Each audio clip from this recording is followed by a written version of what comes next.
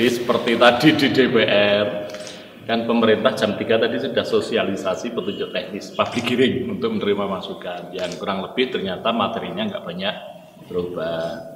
Nah, kita sudah tidak bicara lagi mudik. Tadi kalau mudik kan, kalau dulu kan H-15, kalau sekarang bicaranya mengantisipasi orang pulang yang kemungkinan menjadi transmisi penyebaran COVID itu yang harus diatasi. Nah, kemudian ada beberapa rekayasa, misalnya naik motor itu nggak boleh boncengan, harus satu. Jadi tugas saya besok ngoperasi kalau di jalan dengan boncengan.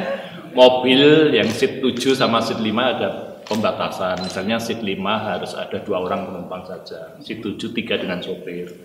Bus 50% maksimal dan harus ngisi manifest, bawa surat keterangan. Intinya, spiritnya pemerintah membolehkan mudik, tetapi seminimal mungkin juga orang itu kalau bisa nggak mudik, kurang lebih seperti itu. Nah, kemudian nanti arahan Ngarso Dalem tadi kita juga diminta melakukan cegatan nanti di pos-pos tertentu berdasarkan petunjuk teknis yang sudah dikeluarkan pemerintah itu. Nah, kalau kami jadwalnya sih moga-moga bisa secepatnya, tapi di kegiatan kami yang biasanya posko lebaran itu sebulan, kalau ini sementara 3 bulan di program kami nanti. Ya syukur nanti wabah ini semakin cepat selesai ya, kita nanti bisa segera tidak terlalu lama, kira-kira itu. Kalau ada pembatasan tempat jalan masuknya nggak untuk ke Jogja? Nah, kami besok sudah menurunkan tim survei di lapangan karena butuh space. Kemudian butuh manuver untuk balik, karena kalau yang tidak memenuhi syarat kan harus pulang, nggak boleh meneruskan. Berarti kalau ada bordene itu kan nanti menimbulkan kemacetan itu, muter balik ke biye. Jadi besok teman-teman dengan kepolisian dan kabupaten setempat menentukan titiknya besok pagi.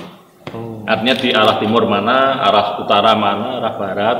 Kemudian kalau di jalan kabupaten atau jalur tikus alternatif itu nanti teman-teman kabupaten yang melaksanakan. Jadi kami berpusat di terminal, titik-titik yang jalan raya, jalan besarnya. Utama. Pak, dikatakan tidak memenuhi syarat itu apakah kan suhunya 38 atau gimana Pak?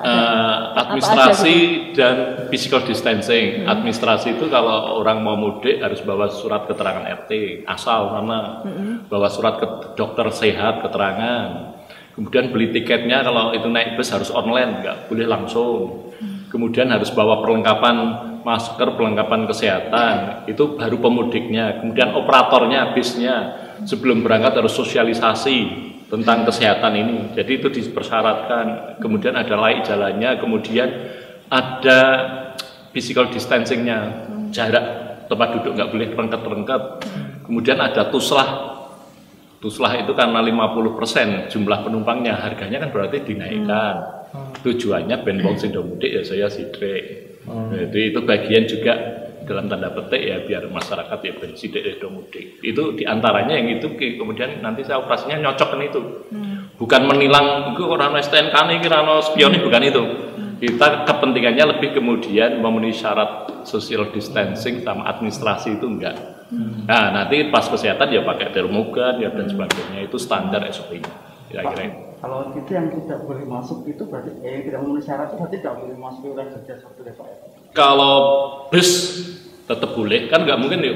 Orang dari Jakarta sudah sampai sini suruh balik kan nggak mungkin kalau bus ya. Tetapi karena akap kewenangannya Dirjen Perhubungan Darat, saya diminta mencatat bus PO apa, jam berapa, pelanggarannya apa, itu ancamannya akan dicabut izin trayeknya. Kalau mobil pribadi, kalau misalnya penumpangnya kok melebihi gitu, langsung balik, kita nggak usah pakai pemeriksaan barang gitu. Cara ditampung dulu atau gimana? Enggak, kalau dari syarat jumlah aja sudah melebihi kok. Nah, kecuali kalau memenuhi syarat ternyata 2 orang, itu tidak otomatis lolos kalau dari luar. Nah, tidak diperiksa oleh termogan C, suratnya pundi ya kira-kira gitu. Kan enggak seperti itu nanti numpuk macet itu Mas. kemungkinan. Jadi kita filternya kurang lebih seperti itu. Itu berlaku untuk motor juga ya Pak, kalau misalnya Iya, motor itu ketentuannya ya satu orang nggak boleh boncengan. Target diberlakukannya kapan ya? Nah besok minggu ini insya Allah sudah. Saya tadi sudah rapat, tidak perlu nunggu anggaran sedang melaku sih. Yang penting nanti anggarannya sambil nyusul gitu. Tadi baru rapat dengan kepolisian tadi pagi, siang. Terus besok peninjauan tempat, bangun tenda barang kan. Saya juga nyiapkan surat-surat dulu tuh. Nanti nyuwun Sri Paduka tanda tangan ke bupati, kabupaten untuk personilnya kan itu. Saya butuh 3 shift, 24 jam dibagi 8 jam itu kan gantian shiftnya itu. Ya mudah-mudahan minggu ini sudah siap.